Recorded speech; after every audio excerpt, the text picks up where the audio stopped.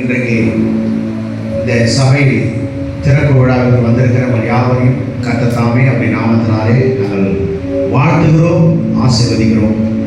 இன்றைக்கு தேவ சமூகத்தில் இந்த பெதஸ்தா என்கிறதான சபை கீழ்ப்பகுதியில் கடந்த பல ஆண்டுகளாக நடத்தி வந்த அருமையான நம்முடைய ஊழியக்காரர் மிகவும் பிரயாசப்பட்டு சபையை இங்கே மேலே நிறுவியிருக்கிறார். இந்த சபையிலே வருகிற ஒவ்வொரு ஆத்துமாக்களையும் கர்த்தர் ஆசீர்வதிக்க வேண்டும். இந்த சபை இந்த பகுதியில் எடுத்து பயன்படுத்த வேண்டும். வேதம் சொல்லுகிறது, மத்தேயு எழுதின சுவிசேஷம் 16:18 இந்த சபை எந்த காரியத்திலும் எதுவும் மேற்கொள்ளவே முடியாது என்று. ஆதியாகமம் 28ஆம் அதிகாரம் 16, 17, 18 வாசிக்கும் பொழுது, ஆதியாகமத்தின் புத்தகம் 28ஆம் அதிகாரம் ஆதியாகமம் 28:16 நித்திரை தெளிந்து விழுந்த போது மெய்யாகவே கர்த்தர் இந்த ஸ்தலத்திலே இருக்கிறார். அல்லேலூயா. ஆண்டவர் இன்றைக்கு சொல்லுகிற ஒரு வார்த்தை, இந்த சபையிலே கர்த்தர் இருக்கிறார் என்று நாம் விசுவாசிக்கிறோம். இங்கு வந்து கடந்து போகிறவர் எல்லாரும் தேவ மகிமை, தேவ அற்புதத்தை, தேவ அடையாளத்தை பெற்றுக்கொண்டு போக வேண்டும். இதை நான் அறியாதிருந்தேன் என்றால்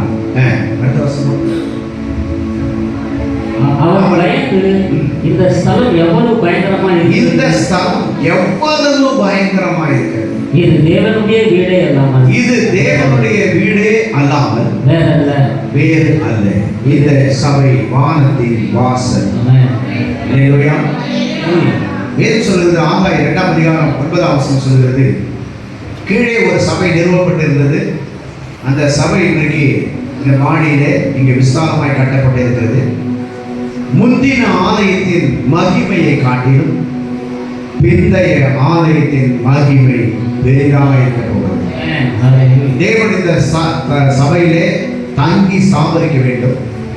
இங்கே வருகிறவர்கள் போகிறவர்கள் எல்லாம் ஆசீர்வதிக்கப்பட வேண்டும்.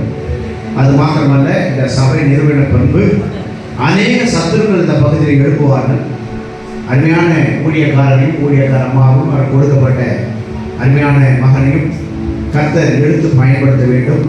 அநேகர் இந்த பகுதியில் வந்த மாசுபாட்டோடு திரும்பப்படும்படியாக நாம் எல்லாரும் ஒரு நிமிஷம் கண்களை மூடி தெய்வ சமூகத்தில், ஆண்டவரே, இந்த ஆலயம் இன்றைக்கு இந்த இடத்துல தொடர்ந்து நடத்துவதற்கு எந்த சத்துருக்களும் எந்த காரியமும் இங்கே அணுகாதபடி தேவ மகிமை மாத்திரம் தங்கியிருக்கணும். தேவனுடைய வல்லமை இங்கே தங்கியிருக்க வேண்டும்.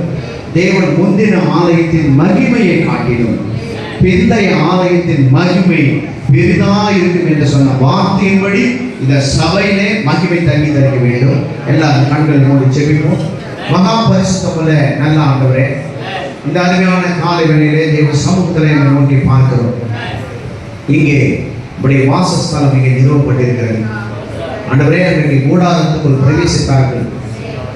அக்கினி சம்பவம், மேக சம்பவம் அங்கே காணப்பட்டதை நாங்கள் காண்கிறோம். ஆண்டவரே, இந்த சபையின் மீது இப்படி மகிமை தங்கி தரும்படியாக, இந்த சபையை ஆசீர்வதிக்கப்படும்படியாக, இந்த சபை நடந்த அருமையான ஊழியக்காரர்களுடைய கொடுக்கப்பட்ட தொழுமையான பிள்ளைகளையும் நீங்கள் இந்த பகுதியிலே வல்லமையாக எடுத்து பயன்படுத்தும்படியாக, இந்த சபைக்குள்ளே வருகிறவர் போகிறவர் எல்லாரும் ஆசீர்வதிக்கப்படியாக, இங்கே வந்து சுகம் பெற்று அற்புதம் பெற்று அடையாளம் பெற்று அநேக சாட்சியுள்ள வாழ்க்கையாக இருக்க இந்த சபைக்கு விரோதமாக எழுப்பப்படுகிற எந்த ஆயுதமும் வாழ்கிறது. நாங்கள் பிதா, குமாரன், பசுதாவி நாமத்தினாலே வாழ்த்து ஜெபிக்கிறோம். நீங்கள் ஆசீர்வதிப்பீராக. உடைய கரம் இங்கே தங்கி தரிக்கும்படியாக வந்திருக்கிற ஒவ்வொருவரையும் நீங்கள் ஆசீர்வதிங்க.